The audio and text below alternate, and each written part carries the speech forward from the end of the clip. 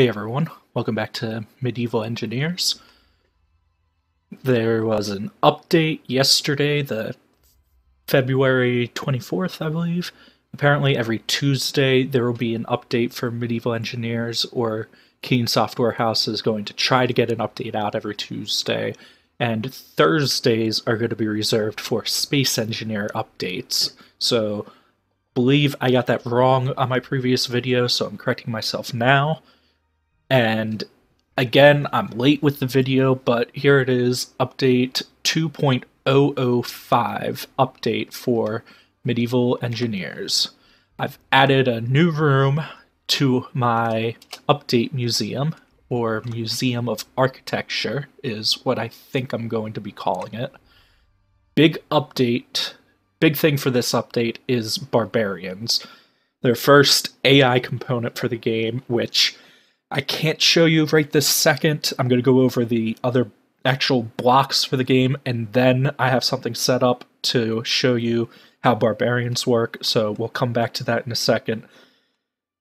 First things first, the new blocks that they added for this update. First is the round timber block.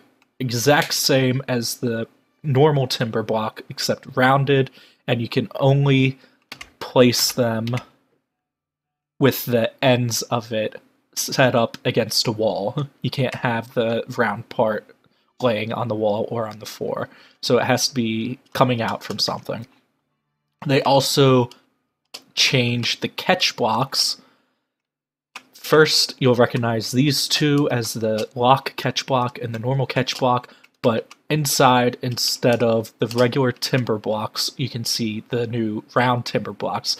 Now what this does is this actually allows you to place catch blocks on the ground like this, and then have an axle of some sort coming off of it that can rotate freely. If you tried to do that before this update, because it was the square timber blocks attached to this, you would try to spin it and it would get jammed to the upper part of the catch block and it wouldn't spin correctly, and it would just mess up your entire thing. So now that they added the rounded timbers for the catch blocks, you can actually place things flat on the ground without having to raise them off the ground, which is really nice.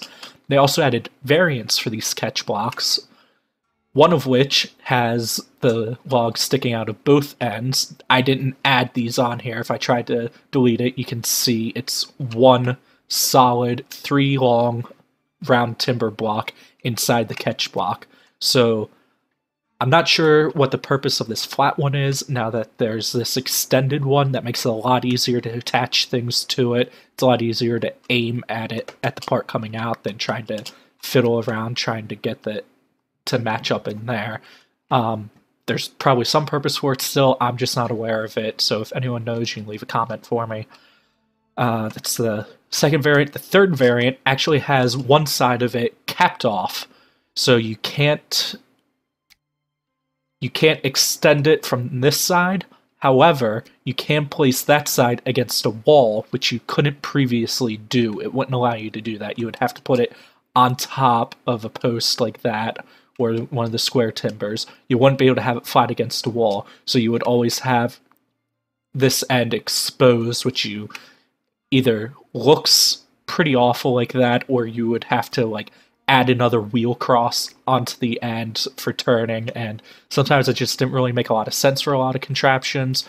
But now you can just have it flush up against a wall so that you just have a pivot point there for whatever your contraption is. So those variations, that's actually very nice. That's a nice update.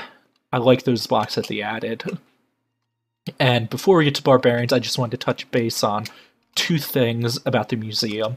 One being, these here, this is for the pre-release blocks that were added to the game, which is the majority of the blocks that we have right now. These were the original catch blocks. Unfortunately, they've been updated completely to the round timbers, so the original catch blocks with the square timbers in the middle no longer exist in the current version of the game. So for the purposes of the museum, I wanted to show that these used to be square timbers inside the catch blocks. So while it's still round timbers in the middle, I wanted to add the square timbers onto the ends of it just to try and show that they used to be square. So I just wanted to mention that real quick. And there's a couple more, not really blocks, but tools that were still there and pre-release that I don't have in the museum. They're called the voxel hands, which you can see them on my toolbar down here. We have the box, the capsule, the ramp, the sphere, and the terrain auto level. If you left click on one, you can choose the axis that it's on, and that's for the terrain auto level, the area that it covers, the height that it covers, and then for the sphere, you can adjust the radius, how large it is. For the ramp, you can change the width, height, and depth. For the capsule, you can change the radius and the length, and for the box, you can change the width, height, and depth. I already have them all down here. If you have them on your toolbar already, I have one selected. You can see it's very small. If you press H while it's selected, you can change different settings. You can change the shape still. You can change, check and uncheck the bounding box for the entire map, which basically shows the borders of the current map. Project to voxel means that wherever you aim the mouse, it'll snap the voxel hand to that location on the ground. So that's pretty useful if you're wanting to build stuff far away. I haven't gone over what these do yet, so I'll show you right now. These are used for adding terrain. So you can create custom maps, add terrain markers and hillsides and valleys and caves and whatever you want. If you right-click with something, it's going to add terrain. If you right-click on it, it's going to remove that terrain in whatever shape you have selected.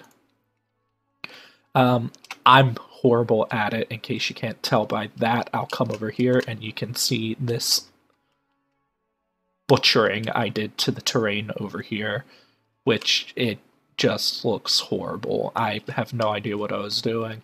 I was just trying to get rid of the grass from the floor of the museum, and that's what happened. So I practice with it every now and then, but I really suck at it. So moving on, you have the terrain auto level, which is really good for creating large areas of flat land, which is good if you're testing builds, testing structural integrity, different designs for your architecture, trying to build contraptions or whatever. The terrain auto tool is a really nice voxel hand to use because it gives you these nice flat expanses. You can't delete terrain with it, however, so be careful with that. You have to go back to the square or sphere or ramp or whatever to delete any terrain you add with the auto level tool. If you use the bracket keys on your keyboard, you can change the material that you're building with. So say you wanted to build a mountain, there you go. You can change the material to stone, and you can add more mountainous areas. Now say you already have a terrain set up, like say I wanted this to be say I wanted this mountain to come down more, the stone of it to come down more. You can, alright, we're already on stone. You can go up to where the grass is, try and hover over it so that the block's partially in it. If you click your scroll wheel, the middle mouse button, you can actually paint the terrain with that material. So it's a lot easier than trying to build on top of it to just paint your terrain on. I don't know why that's not painting. It's weird. There it goes.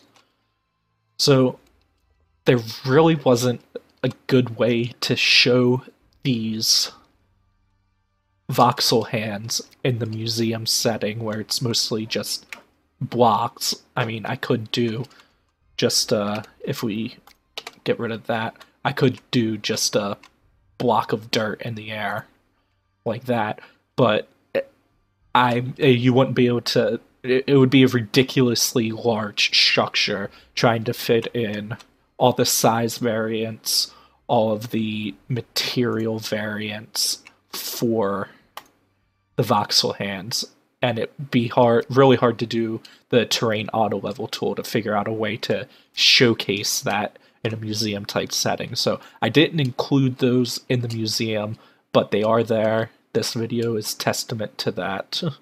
And that was the that was the last thing I wanted to touch on about the museum. Still trying to figure out an idea of how to make this a better design. So far, I just have the archways and the hallways with the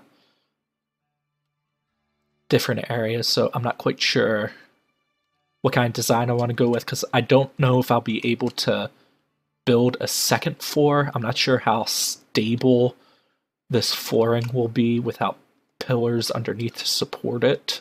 Pretty sure if I place something right in the middle, it would come toppling down from the weight. So I might have to pull out the terrain tools to create subfloors for this building, but we'll see. We still have this big area here for any future block updates. Not sure if we'll end up using this space within the next coming months or not, how much they'll actually add to the game in ways of items and blocks, but we'll see. Alright, now that we have the boring museum stuff out of the way, time to have a little bit of fun. Going back to my character mode, we're going to test out Barbarians now. In your toolbar configuration menu, you have a new tab at the left side called Bots, and from there you can get your Barbarian and you can get your Attack Here tool. Currently, you can only have, I believe, 6 Barbarians on the map at one time.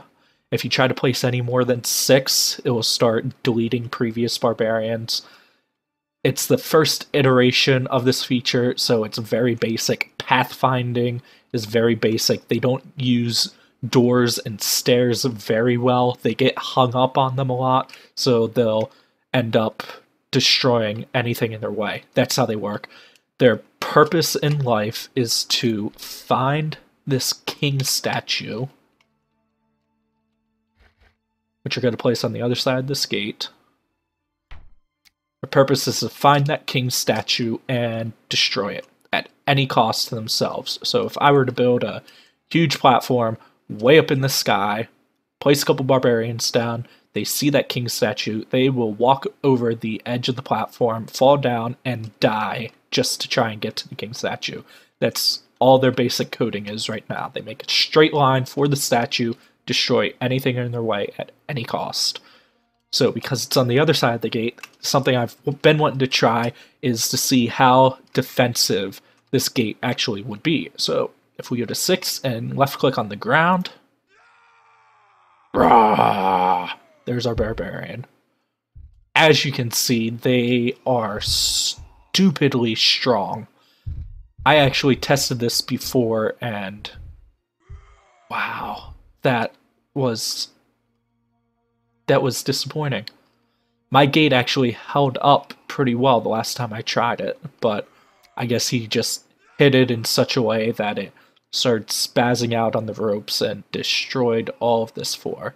But as you can see, he can't get directly over to the king now, since this floor is a complete mess and there's no stairs or any way around. So he was trying to come over here and break through this wall by destroying it to try and get to the king. Now I believe, from what I've read, it seems like the scripting for the AI, the Barbarians, they actually... Oh, hold on. Our tower is very weak. I hope he doesn't attack it again. The scripting for the AIs, I believe, includes the command to attack the player character. That is, if I can... thought scroll wheel was supposed to...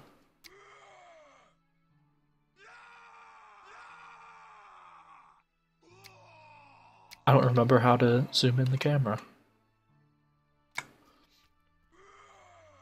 Sorry, just looking at the basic controls real quick. To work on strafe.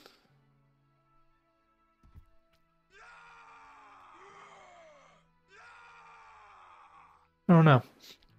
Figure that out later. Anyway, I believe there's, from what I've read from Merrick Rosa's blog posts, is the AI has two commands basically. One is to attack the king statue.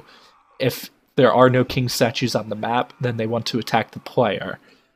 But since the game only has creative mode and you can't die in creative mode, they basically just run around you, and if they get caught up on any blocks, they destroy whatever's in their way just running around. So currently, basically all they do is destroy stuff. There's really no rhyme or reason to it once they are able to get to the king statue, which that guy's able to, but they're stupid right now. It's early stage of development for AI. So I have no idea where he's going. But they'll destroy anything in their way. They'll even start destroying furniture and everything, which is fun to watch if you get a room full of chairs and tables and barrels and you see the wood splintering everywhere because they just get mad and start destroying everything. That's disappointing. I really wanted to see that gate hold up a bit more. Anyway, guys, that's this update. Barbarians are added, which is cool. You can build some traps, so you can test out your defenses, see how strong your buildings are, if they can withstand the invincible Superman barbarians, which destroy things with one swing of their mighty club.